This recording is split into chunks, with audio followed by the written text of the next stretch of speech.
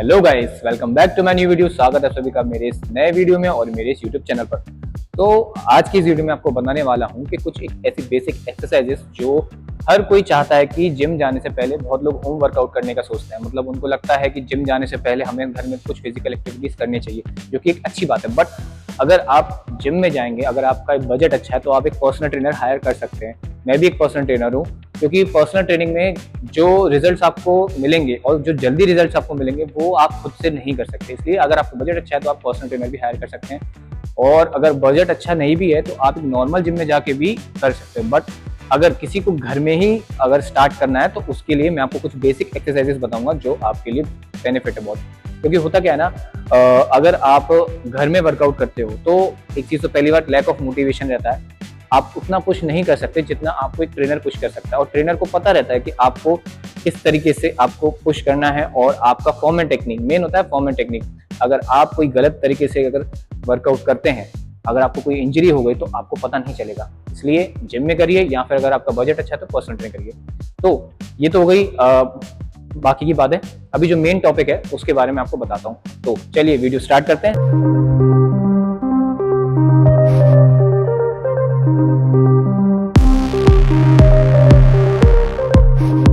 तो सबसे पहले तो one of the basic exercise आती है हमारी पुशअप्स। पुशअप्स में भी अलग अलग लेवल्स होते हैं। एक वॉल पुशअप्स होते हैं, दूसरा नीज पे भी होते हैं, और एक फ्लोर पुशअप्स भी होते हैं। तो पहले तो आपको जानना है कि आपका लेवल कौन सा है। अब वो आपको कैसे पता चलेगा पुशअप्स का कि आपका लेवल कौन सा है? तो आपको पुशअप्स पहले परफॉर्म करके देखने पड़ेंगे। तो अगर आप वॉल पुशअप्स कैसे करते हैं मैं आपको सबसे पहले तो बताता हूँ, ठीक है। बेसिकली आपको क्या करना है, एक कोई भी वॉल हो तो आपको अपने शोल्डर्स के थोड़ा सा वाइड रेंज में अपने हाथ को प्लेस करना है, कुछ इस तरीके से, और पैरों को हल्का सा पीछे रखना है, ठीक है। उसके बाद आपको कैसे पुशअप्स करना है, आपको थोड़ा सा आगे जाना है और पुश करना है, ठीक है। थोड़ा सा हाथ नीचे रखिए, बॉल को आगे रखिए और पुश।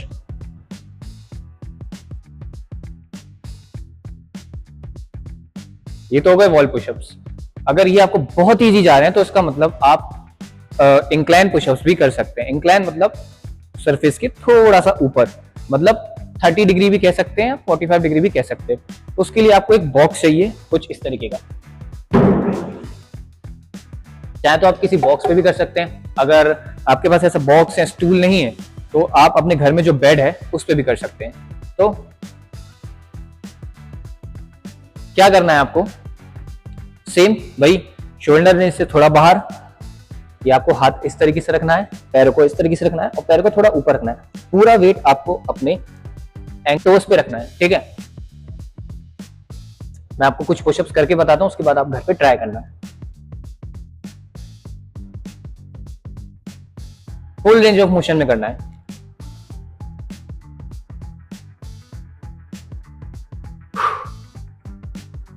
ये हो गए इंक्लाइन पुशअप्स, ठीक है।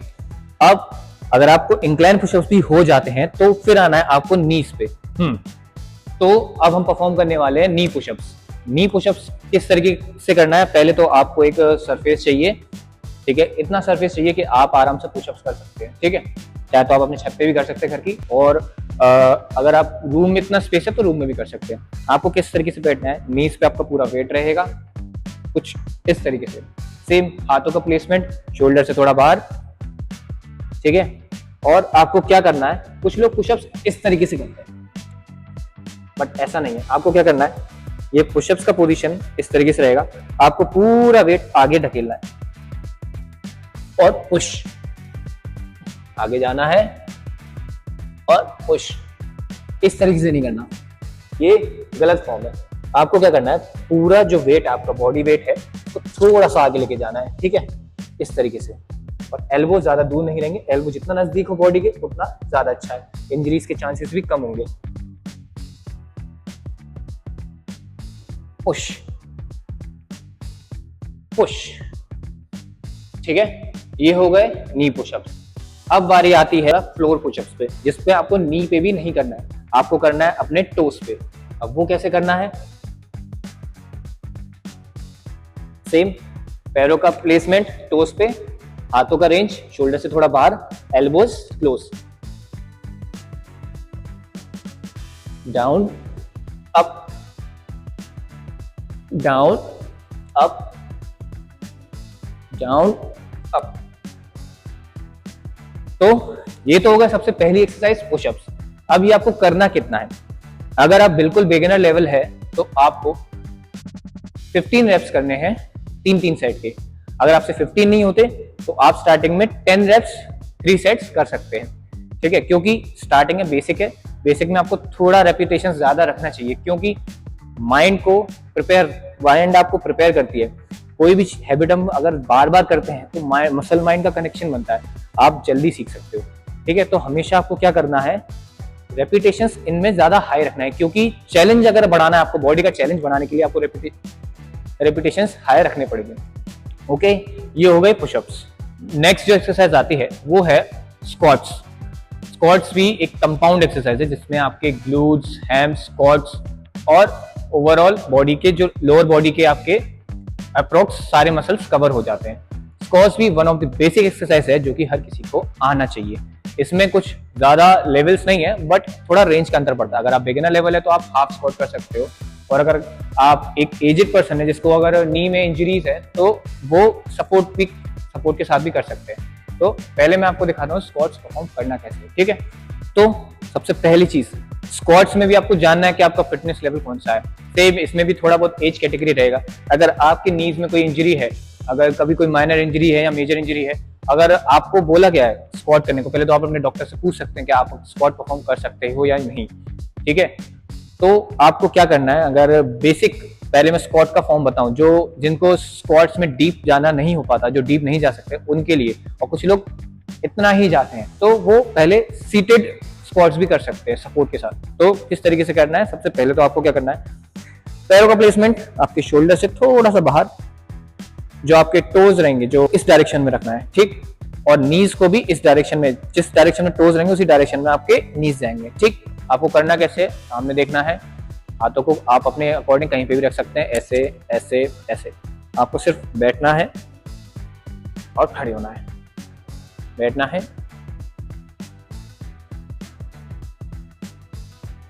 ठीक है। ये होगा सीटेड। दूसरा हाफ स्क्वाट्स। हाफ स्क्वाट्स किस तरीके से करना है आपको सेम सीट सपोर्ट, अगर आपने ये कर लिया, अगर आपका फॉर्म ठीक हो चुका है, मतलब आप स्क्वाट्स कर सकते हो, तो आपको थोड़ा लेवल अप करना है। और जिनको इसकी जरूरत नहीं है तो वो यहां से भी स्टार्ट कर सकते हैं।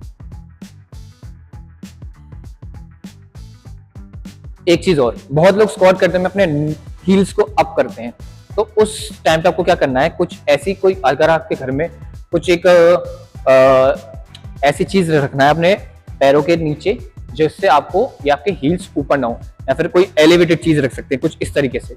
मतलब आप या तो डंबल रख सकते हैं, अगर आपके पास डंबल है तो, नहीं तो आप प्लेट्स भी रख सकते हैं, ठीक है। तो आपको कुछ ऐसी चीज रखनी है जिसके थ्रू आपके हील्स ऊपर ना हो, पैर पीछे वाला थोड़ा एलिवेटेड रहे, ठीक है। अब मैं बताता हूं आपको हाफ स्क्वाट्स।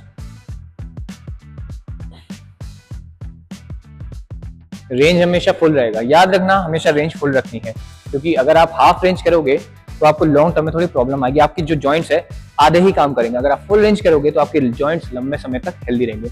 अब आते हैं फुल स्क्वाट पे, पूरा डीप स्क्वाट। वो कैसे करना है, आपको पूरा डीप जाना है कुछ इस तरीके से,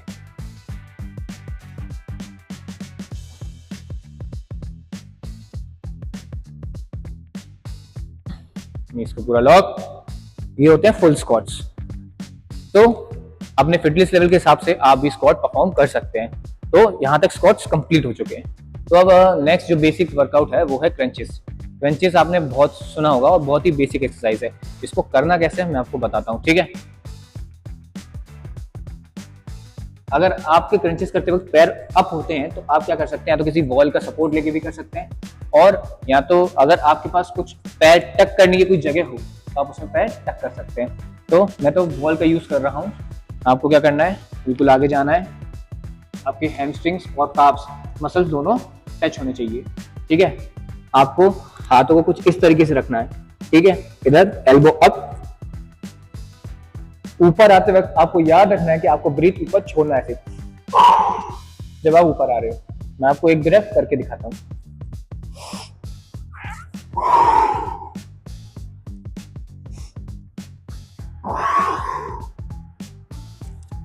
अगर आप पूरा ऊपर नहीं आ सकते तो आप हाफ रेंज में भी कर सकते हो।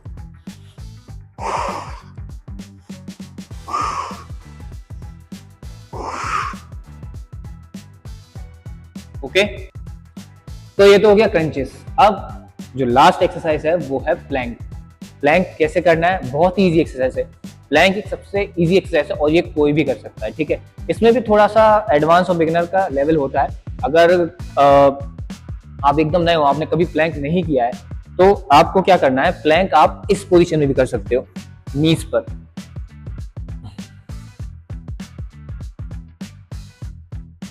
ठीक है, अगर आप इस पोजीशन में अगर आप बहुत इजीली कर सकते हो तो आप नीज को ऊपर करके भी कर सकते हो, टोस पर कर सकते हो।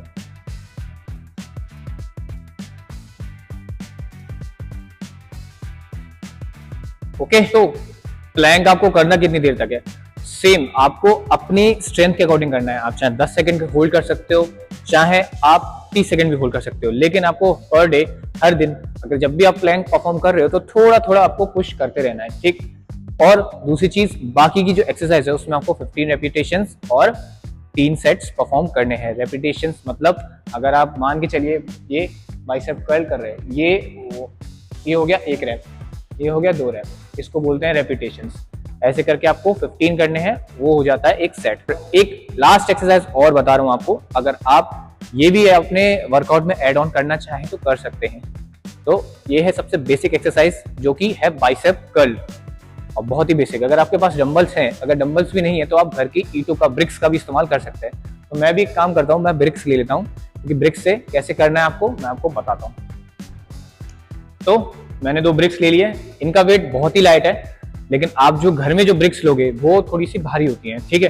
तो वेट आपको अपने अकॉर्डिंग चूज करना है। अगर आप ब्रिक्स यूज कर सकते हो तो भी ठीक है, अगर आपके पास डंबल है तो भी ठीक है। आपको करना क्या है, आपको अपने जो एल्बोज हैं उनको अपने साइड में इस तरीके से रखना है, मतलब आपकी बॉडी के नजदीक रखना है। आपको अपनी बॉडी के नजदीक थोड़ा सा एल्बो रखना है और इस तरीके से एल्बो रखे।